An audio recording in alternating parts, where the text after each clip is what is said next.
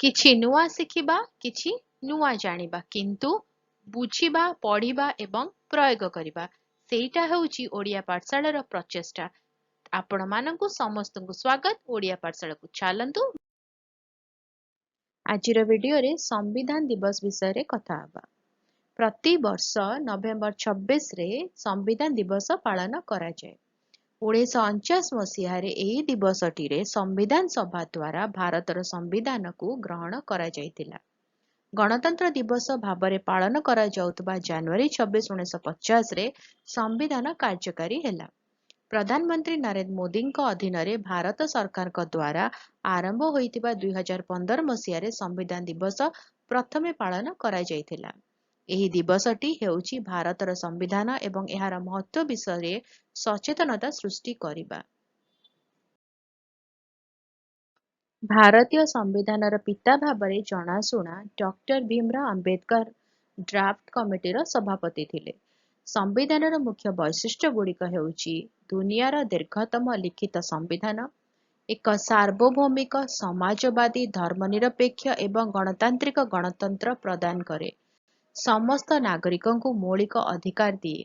ସମ୍ବିଧାନ ପ୍ରସ୍ତାବନା ଭାରତକୁ ଏକ ସାର୍ବଭୌମିକ, ସମାଜବାଦୀ, ଧର୍ମନିରପେକ୍ଷ, ଗଣତାନ୍ତ୍ରିକ ଗଣତନ୍ତ୍ର ଭାବରେ ଘୋଷଣା କରିଛି ଏବଂ ନ୍ୟାୟ, ସ୍ୱାଧୀନତା, ସମାନତା ଏବଂ ଭ୍ରାତୃତ୍ୱକୁ ସୁରକ୍ଷିତ ରଖିବାକୁ ଲକ୍ଷ୍ୟ ରଖିଛି।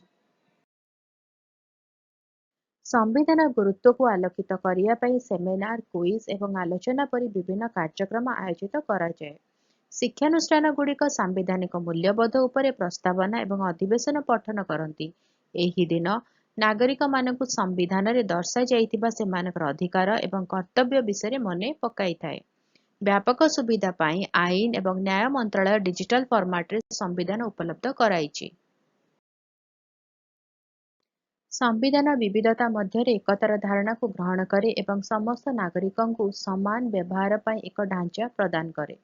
ଏହା ଗ୍ରହଣ ହେବା ପରଠାରୁ ସମ୍ବିଧାନରେ ଏକାଧିକ ଥର ସଂଶୋଧିତ ହୋଇଛି, ଯାହା ଉଦୀୟମାନ ଆବଶ୍ୟକତା ଏବଂ ଆହ୍ୱାନକୁ ସମାଧାନ କରିଥାଏ।